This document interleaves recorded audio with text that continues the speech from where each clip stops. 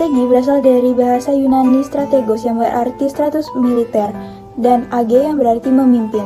Maka strategi adalah generalship atau sesuatu yang dikerjakan oleh para jenderal dalam membuat rencana untuk memenangkan perang.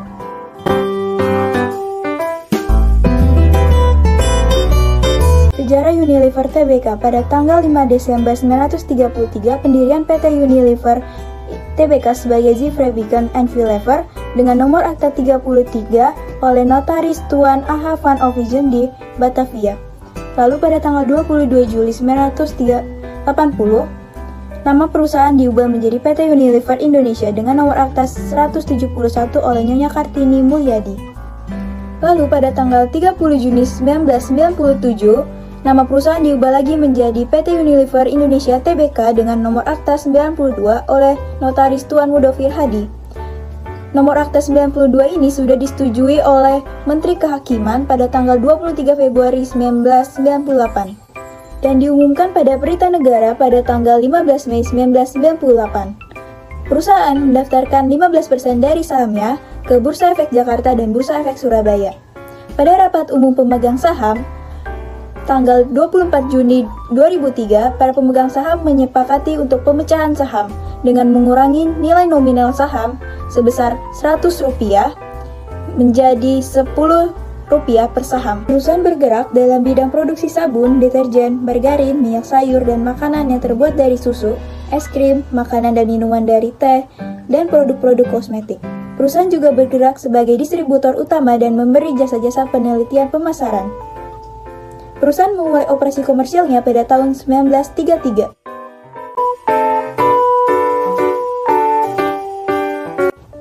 Perluasan Unilever Indonesia. Pada tanggal 22 November tahun 2000, perusahaan mengadakan perjanjian dengan PT Anugrah Indah Pelangi untuk mendirikan perusahaan baru, yaitu PT Anugrah Lever atau PTAL, yang bergerak pada bidang pembuatan, pengembangan, pemasaran, dan penjualan kecap, saus cabai, dan saus-saus lainnya dengan merek dagang Bango, Parkiat, dan Sakura, serta merek-merek lain atas dasar lisensi perusahaan kepada PTAL. Lalu pada tanggal 3 Juli 2002 mengadakan perjanjian dengan Texem Resources Berhad untuk mendirikan perusahaan baru yakni PT Teknopia Lever. Namun, 1 tahun kemudian, Texem Resources Berhad sepakat untuk menjual sahamnya di PT Teknopia Lever kepada Teknopia Singapura. Dalam rapat umum luar biasa perusahaan pada tanggal 8 Desember 2003, perusahaan menerima persetujuan dari pemegang saham minoritas untuk mengakuisisi saham PT Nor Indonesia atau PTKI dari Unilever Overseas Holdings Limited. Akuisisi ini berlaku pada tanggal penandatanganan perjanjian jual beli saham antara perusahaan dan Unilever Overseas Holdings Limited pada tanggal 21 Januari 2004 dan pada tanggal 30 Juli 2004 perusahaan digabung dengan PTKI. Pada tahun 2007, PT Unilever Indonesia atau Unilever telah menandatangani perjanjian bersyarat dengan PT Ultrajaya Milk Industry atau Trading Company Tbk sehubungan dengan pengambilan industri minuman sari buah melalui pengalihan merek Bovita dan Gogo dari Ultra ke Unilever. Perjanjian telah terpenuhi dan Unilever dan Ultra telah menyelesaikan transaksi pada bulan Januari 2008. Visi dan misi PT Unilever Tbk. Yang pertama, visi.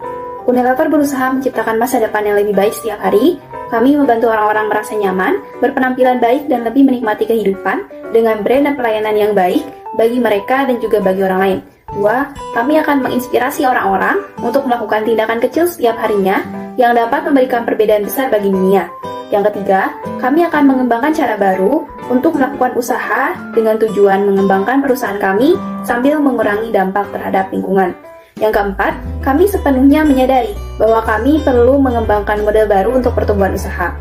Kami bertujuan melaksanakan program kerja jangka panjang dengan supplier kami, para pelanggan, dan rekan lainnya dalam mencapai tujuan ini. Yang kelima, dengan portofolio brand kami yang kuat, kehadiran yang menonjol di pasar, dan komitmen yang bertahan lama untuk berbagi nilai kreasi, kami percaya kami berada di tempat terbaik untuk mencapai tujuan ini. 2. Misi. 1. Kemajuan sebuah perusahaan dipengaruhi oleh banyak aspek, mulai dari visi dan misi perusahaan, business plan, dan dalam edisi ini yaitu Human Capital akan membahas mengenai succession plan atau rencana suksesi. Untuk menggali pengalaman mengenai rencana sukses ini, rasanya sangat wajar jika kita mencoba berkaca pada perusahaan besar seperti PT Unilever Indonesia. Yang kedua, bagi PT Unilever Indonesia, rencana suksesi dianggap sangat penting karena berkaitan dengan kelangsungan perusahaan. Menurut Joseph Batawana, Human Research Director PT Unilever Indonesia menyatakan, rencana suksesi itu menurut saya sangat penting karena kami beroperasi jangka panjang, bukan hanya operasi 1 atau 2 tahun. Yang ketiga, secara teknis, rencana suksesi PT Unilever ke depan, seperti dijelaskan oleh Joseph, pertama, karena pertumbuhan perusahaan ke depan harus melihat apakah perusahaan akan punya karyawan yang sama atau mengalami pertambahan atau pengurangan. Kedua, apakah perusahaan mempunyai stok tenaga kerja dan apakah stok ini akan cukup atau perlu ditambah atau mungkin orangnya tetap sama tetapi perlu dididik lagi untuk memenuhi requirement di tahun mendatang. Dalam konteks Unilever, sejak awal tahun 70-an telah mempunyai program untuk merekrut fresh graduate dari perguruan tinggi.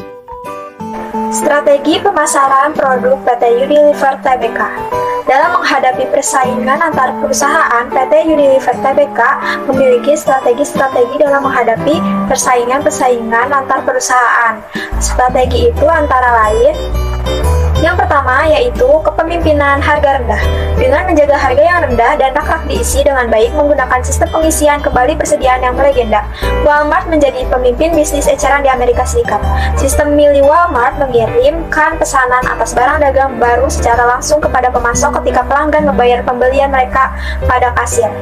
Terminal titik penjualan mencatat kode barang setiap barang yang melewati kasir dan pengiriman transaksi pembelian langsung kepada komputer pusat Walmart. Komputer mengumpulkan pesanan dari semua toko Walmart dan mengirimkannya ke pemasok. Pemasok juga dapat mengakses dan penjualan dan persediaan Walmart menggunakan teknologi web. Sistem ini mampu membuat Walmart mempertahankan biaya rendah sembari menyesuaikan persediaannya untuk memenuhi permintaan pelanggan. Yang kedua yaitu diferensiasi produk. Produk Unilever terus memperkenalkan kemasan-kemasan yang terbaru, tetapi Unilever tetap mempertahankan kualitas produknya, baik itu kemasan yang botol kaca, saset, botol kecil, dan masih banyak lagi kemasannya. Yang ketiga yaitu berfokus pada peluang pasar.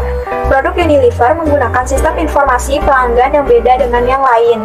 Produk masuk ke dalam pasar dengan cara mempromosikan barang-barangnya dengan cara terjun langsung ke masyarakat dengan bukti-bukti kualitas secara real. Misalnya dengan diadakannya perlombaan kepada masyarakat perbandingan antara produk Unilever dengan produk-produk pesaing yang lainnya.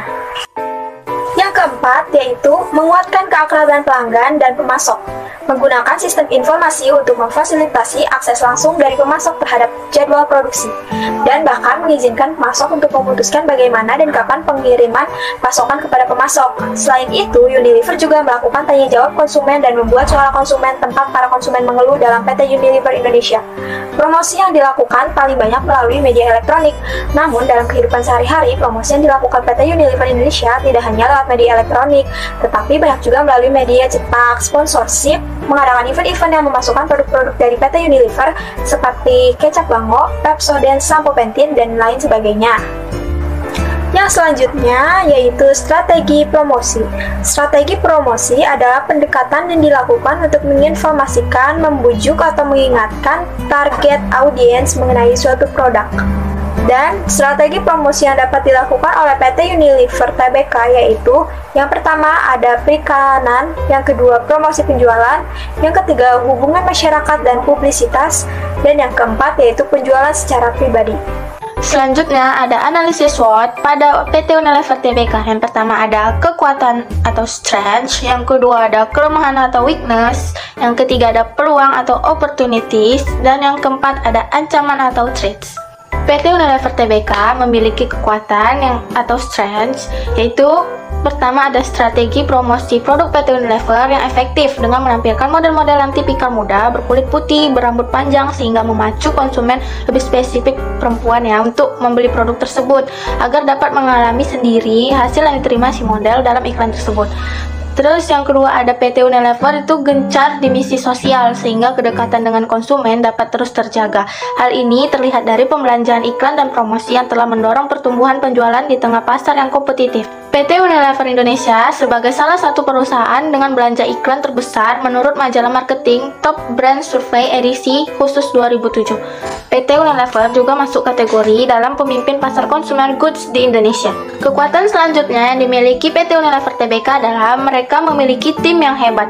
Maksud tim yang hebat di sini adalah timnya terdiri dari orang-orang yang berdedikasi, terampil, dan termotivasi di segenap jajaran. Yang selanjutnya, kekuatan yang dimiliki Tbk Unilever adanya kenaikan pangsa pasar untuk kategori-kategori penting seperti face care, strawberry, dan ice cream. Lalu, mereka juga punya perencanaan yang baik dan kerjasama erat dengan para pemasok, konsumen, dan distributor untuk menghantar produk-produk dari pabrik ke tempat penjualan. Kekuatan selanjutnya yang dimiliki PT Unilever Tbk adalah PT Unilever sudah memiliki jaringan distribusi sendiri sehingga distribusi produknya hingga ke daerah-daerah terlayani.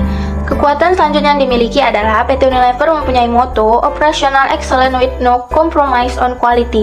Maksudnya adalah menjalankan operasinya dijalankan dengan baik tanpa mengabaikan kualitas produk. Dan yang kedua, dalam analisis SWOT ada yang namanya kelemahan atau weakness. PT Unilever sendiri juga pasti memiliki kelemahan. Kelemahan pertama ada PT Unilever memiliki struktur matriks yang terdapat beberapa tantangan yang mesti dihadapi perusahaan. Yang pertama, sulitnya koordinasi kegiatan antar departemen yang mempunyai agenda dan jadwal sendiri-sendiri. Kedua, komunikasi pada karyawan yang bisa menerima pesan yang berbeda-beda. Selanjutnya kelemahan yang dimiliki oleh PT Unilever, rendahnya respon pasar terhadap produk-produk tertentu, jumlah karyawan yang tambun, birokrasi yang panjang karena kebijakan sentralisasi yang menyebabkan Unilever Indonesia tidak bisa begitu saja memutuskan sesuatu, lambatnya konsolidasi intern dalam pengambilan keputusan, ketidakjelasan sertifikat halal untuk produk tertentu. Terus mayoritas produk Unilever memiliki entry barrier yang rendah. Dan yang terakhir ada grow omset penjualan di bawah rata-rata industri. Analisis SWOT yang ketiga ada peluang. PT Unilever juga mempunyai beberapa peluang, yaitu di mana mereka percepatan teknologi yang mendukung promosi. Perkembangan teknologi membuat perusahaan dapat bekerja lebih cepat untuk melakukan promosi pada produknya. Lalu, stabilitas ekonomi yang relatif baik dengan pertumbuhan yang menggembirakan bagi ekonomi Indonesia sebesar 6,3%. Peluang selanjutnya yang dimiliki oleh PT Unilever ada pertumbuhan ekonomi yang kuat di wilayah pulau-pulau seperti Sumatera, Kalimantan, Sulawesi, dan Papua. Lalu, tingginya kepuasan konsumen terlihat dari predikat Prima Index kepuasan konsumen. Banyaknya pemain pasar nasional belum memiliki cara produksi domestik yang baik. PT Unilever juga memiliki peluang, yaitu pangsa pasar yang luas.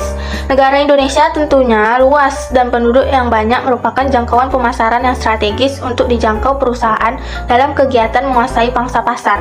Luasnya potensial market sekitar 250 juta, tepatnya 49,9% laki-laki dan 50,1% perempuan. Peluang selanjutnya yang dimiliki PT Unilever adalah tingginya tingkat ketergantungan masyarakat akan jenis produk consumer goods.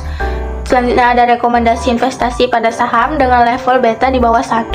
Dan yang terakhir ada tinggi dan stabilnya tingkat kesetiaan masyarakat atas produk consumer goods 83%. Analisis SWOT yang keempat ada ancaman atau threats. Tentu saja, PT Unilever memiliki ancaman sendiri bagi perusahaan mereka. Yang pertama adanya kenaikan biaya bahan baku dan bahan kemasan seperti minyak kelapa sawit, gula kelapa, dan bahan yang berdasar dari petroleum yang disebabkan oleh kenaikan harga minyak, bahan kimia, dan komoditas lainnya. Terus ada banyaknya pesaing baru dengan produk yang sejenis. Banyak pesaing baru dengan produk sejenis yang bergelut di dunia bisnis tentunya akan membuat persaingan pasar akan semakin ketat.